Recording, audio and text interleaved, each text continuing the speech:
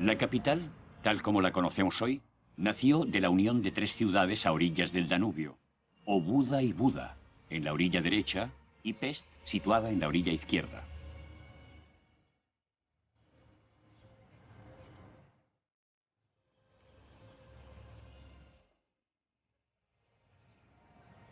Alimentada por diversas influencias, Budapest resplandece hoy en el paisaje europeo. A partir de la segunda mitad del siglo XIX, Budapest, ya unificada, vivió una auténtica metamorfosis. La ciudad se extiende por largas avenidas de inspiración haussmanniana. Naturalmente, la cultura de los baños, indisociable de la historia de la ciudad, acompaña ese movimiento.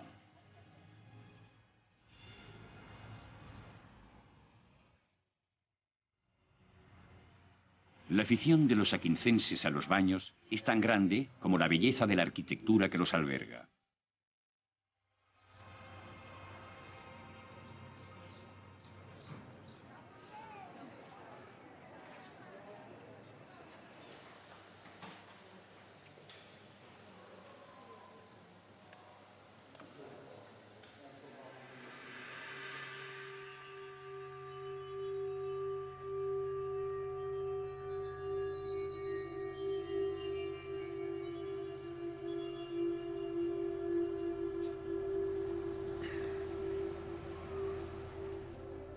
Adán Rusinko es un habitual de estos lugares. Especialista en balnearios y termalismo, conoce como nadie los baños de Budapest. Me gustaría hablar un poco de los baños de Budapest y de su historia. En sus tiempos, los celtas ya conocían la existencia de las fuentes termales. Y por eso llamaron a este territorio Ak-Ink, que significa aguas abundantes. Luego estas tierras fueron ocupadas por los romanos, que llamaron al lugar Aquincum. Aquí, en la cuenca de los Cárpatos, los romanos desarrollaron la cultura de los baños. Construyeron muchos estanques y termas. En la Edad Media, la Iglesia Católica, muy rigurosa, prohibió su uso. Más tarde, durante la época de la invasión otomana, la cultura de los baños reapareció. En los años 30, con la construcción de los baños Szegny, los ingenieros levantaron aquí el que en su época era el mayor complejo termal de Europa. Como pueden comprobar, estos baños siguen siendo muy populares y los aquincenses vienen en gran número a este lugar todos los días. Los baños también son muy apreciados por los extranjeros. Es paso obligado para los visitantes. Es visita obligada.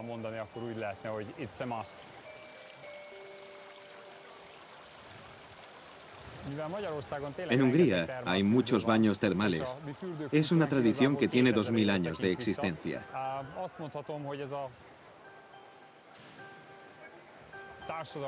Para los húngaros, frecuentar los baños forma parte de la vida cotidiana.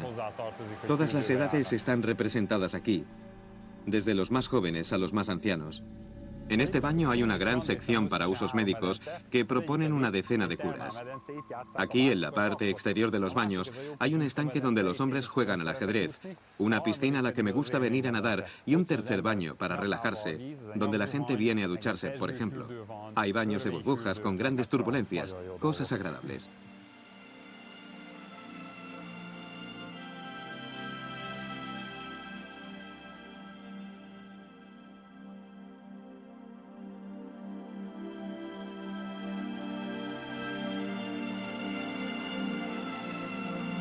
Ahora atravesamos el Danubio para visitar otro establecimiento termal, el más antiguo de Budapest, del que Kate Sinoros Szabo, historiadora de arte, nos habla con pasión.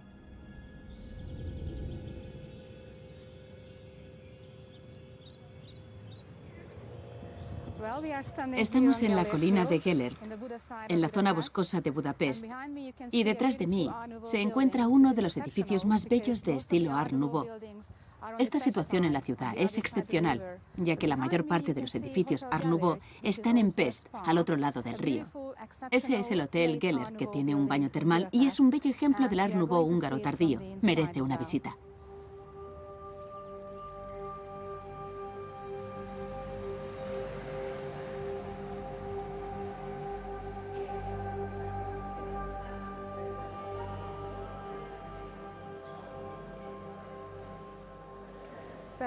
El interior del balneario de Gellert es uno de los más antiguos de Budapest. Un ejemplo muy bello del Art Nouveau. Los elementos decorativos son admirables.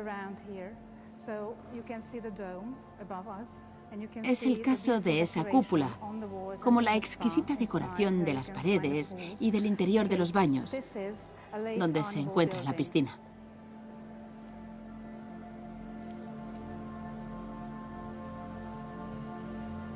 Este edificio fue construido en 1918.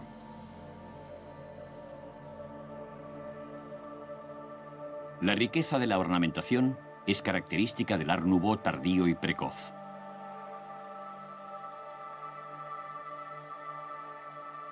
Aquí predominan los motivos orientales y húngaros, creando un lugar totalmente mágico.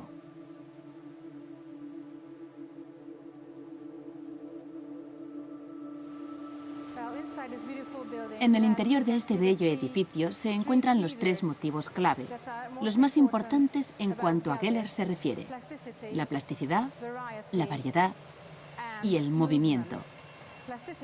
La plasticidad, porque aquí todo es plástica, no hay nada simple.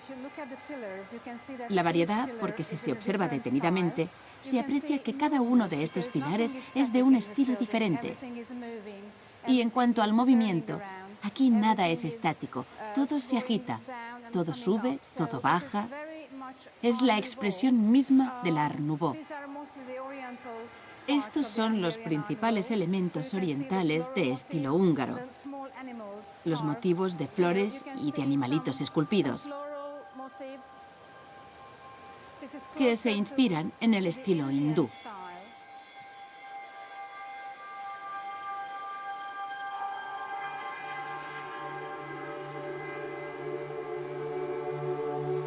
La tradición milenaria de los baños de Budapest sigue guardando hoy toda su autenticidad. Es un verdadero arte de vivir en una ciudad con encanto universal.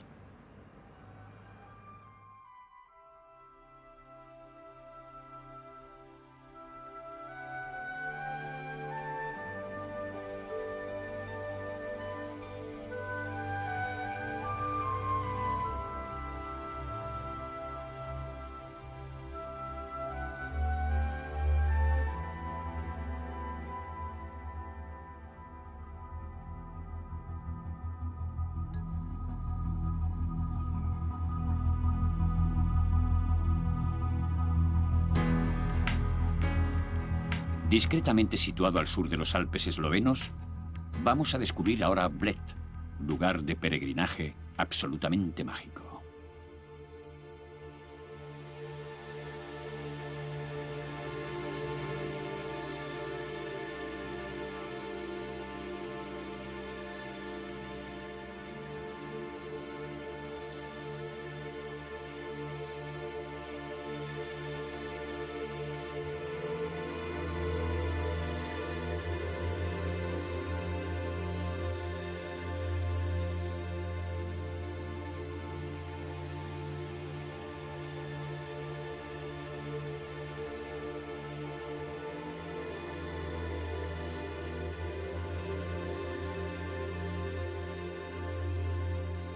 Bled deslumbra por la belleza de sus paisajes.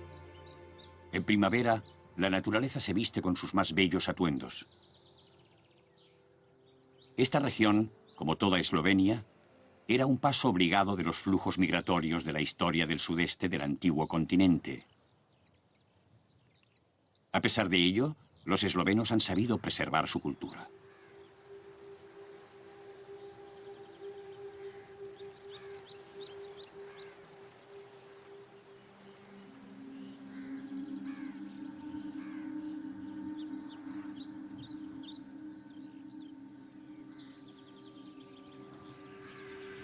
El etnólogo Janez Fagfár conoce perfectamente la historia del castillo y su región. Nos encontramos en el castillo de Bled, que domina el lago desde hace algo más de 1000 años, sobre un peñasco de unos 130 metros de altura. Los primeros propietarios conocidos fueron los condes de Blix, originarios del sur del Tirol. La familia fue dueña del lugar durante 8 siglos y medio. Los condes de Blix también poseían un vasto territorio entre el río Sava, el monte Triglav, una montaña santa para los eslovenos, y los llanos de Podliuca y Jelovica, donde desde entonces hasta hoy se obtiene una madera de gran calidad con la que se fabrican instrumentos musicales y barcos. Durante siglos, la región sufrió multitud de invasiones de todo tipo, obligando a la población a protegerse como podía. Los romanos atravesaron la región a partir del siglo VII, los eslavos, del que proviene el pueblo esloveno, los cruzados, los turcos, las tropas de Napoleón, los austríacos y finalmente los alemanes en el transcurso de la Segunda Guerra Mundial. Entre los siglos XV y XVII, en esta región eran frecuentes los ataques de pequeños grupos de 15 a 20 guerrilleros otomanos. Por supuesto, las ciudades y los castillos estaban protegidos por sus murallas. Los campesinos estaban abandonados a su suerte. Se defendían como podían. Aquí se refugiaban en esta iglesia. Un caballero turco intentó en vano derribar la puerta con un ariete.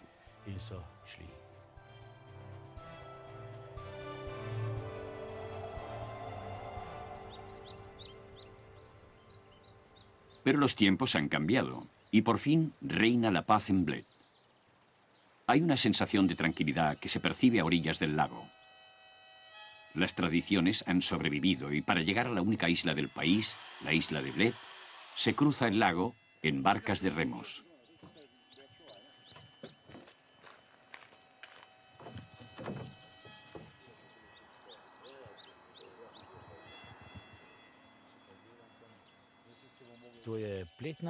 Esta barca es típica de Bled. Se la llama Bledna.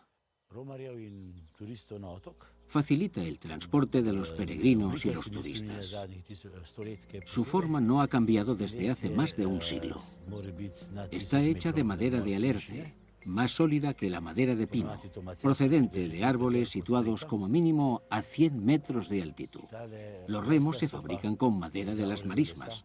Es más elástica y se rema más fácilmente.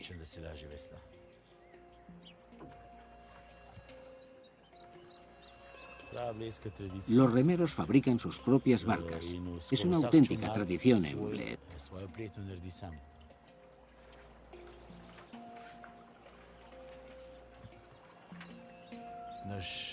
Hoy nuestro remero es Robbie. Es uno de los más jóvenes del lugar. Y espero que nos lleve sanos y salvos a la isla. Bled está formada por 5 aldeas. Y una de ellas se llama Mlino.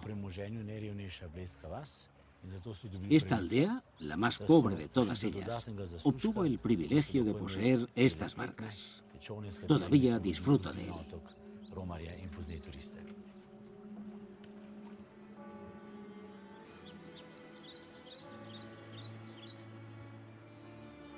Los eslovenos acostumbran a ir a la isla en esas barcas para celebrar las bodas en la pequeña iglesia de la Asunción. Lo tradicional es que el novio lleve en brazos a su futura esposa y suba así los numerosos escalones que conducen al altar.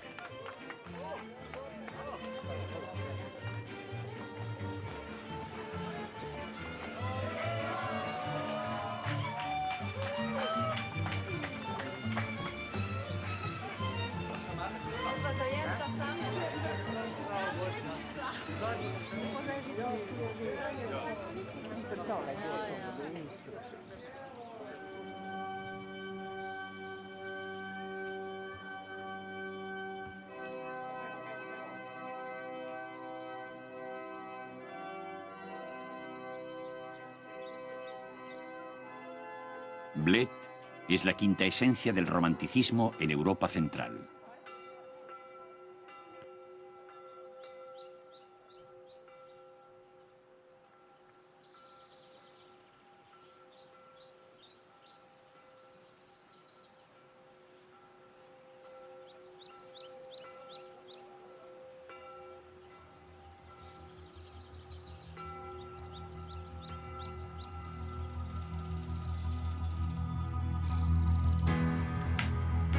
Ahora nos dirigimos hacia la vecina Austria.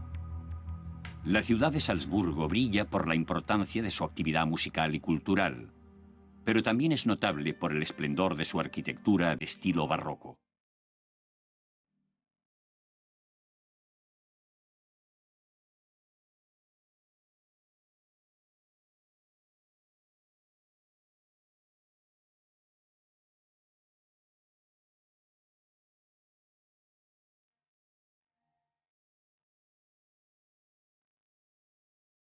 La sal, a la que aquí llaman oro blanco, ha dado su nombre a Salzburgo, y gracias a ella los príncipes arzobispos, en el poder durante 8 siglos, pudieron construir una ciudad suntuosa digna de las mayores ciudades de Europa.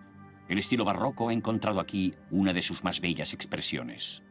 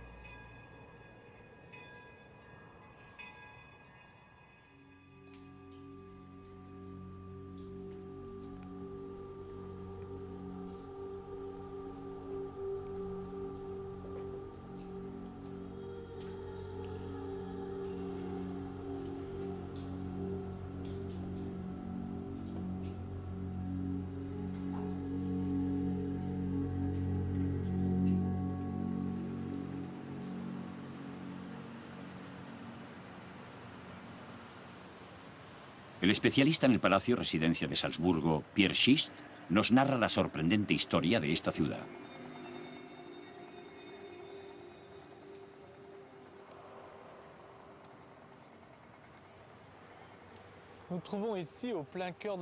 Estamos en pleno centro de la ciudad de Salzburgo. Hasta el siglo XV, Salzburgo era una pequeña ciudad medieval, sucia, sombría, húmeda y desagradable. A principios del siglo XVII, el príncipe arzobispo Wolf Dietrich regresaba de un largo viaje desde Italia, de Roma, donde había pasado gran parte de su infancia, y trajo consigo algunos arquitectos italianos, entre ellos Scamozzi y Santino Solari.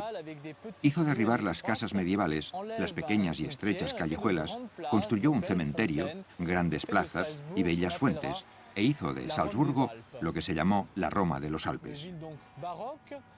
Es una ciudad barroca, con una particularidad, ya que en el centro de la ciudad vieja tiene una residencia, es decir, un palacio arzobispal, en el que residiría el arzobispo hasta el siglo XIX, unido a la catedral por medio de corredores que también llegan a la iglesia de los franciscanos y a la de los benedictinos, es decir, al barrio de San Pedro. Otros pasadizos hoy desaparecidos conectaban la residencia a los otros edificios, creando así una ciudadela en el centro de la ciudad, ciudadela que a menudo ha sido comparada al Vaticano. Pierre nos lleva por los pasadizos secretos que solo los arzobispos y algunos privilegiados podían recorrer al abrigo de miradas indiscretas. Vamos a abrir puertas que normalmente no se abren al público, con bellos corredores. Además es un pequeño carrillón. Cada columna es una nota. Vamos a abrir esta puerta, que llega a lo que se llama el corredor del diluvio. Es un corredor que data de la época del arzobispo Wolf Dietrich. Adornó este corredor con bellas pinturas que tienen más de 400 años, que describen la vida de Noé.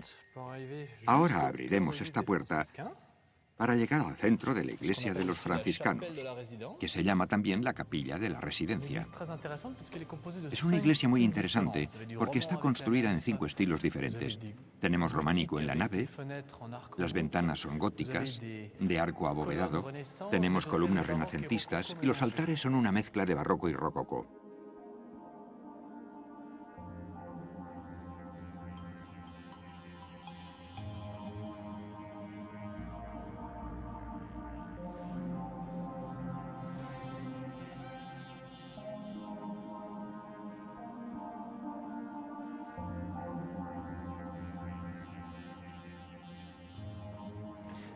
En esta iglesia hay una casita que se encuentra a la izquierda del órgano, con la fecha de 1606. Se la llama la casita de Dietrich. Es una auténtica casa en el centro de la iglesia, que era utilizada por la compañera del arzobispo Wolf Dietrich, Salomé Alt. Bien, después de recorrer el corredor que nos ha llevado a la iglesia de los franciscanos, vamos a utilizar otro pasadizo que nos llevará a la catedral. Se trata de un corredor que unía la residencia con la catedral. No solo tiene bellos estucos, sino además una interesante vista sobre los diferentes barrios de la ciudad, de la plaza de la residencia, es decir, del barrio de los príncipes, de la aristocracia, y una hermosa vista de la plaza de la catedral, del barrio de los benedictinos, de los monjes. Desde la ventana, el arzobispo veía varias casas del barrio de los comerciantes. Y así podríamos decir que controlaba la ciudad. Y si se producía una revolución entre los comerciantes, que las había, porque el arzobispo gastaba mucho dinero en un bello estuco para una nueva iglesia mientras el pueblo apenas tenía para comer, lo veía por la ventana y actuaba en consecuencia.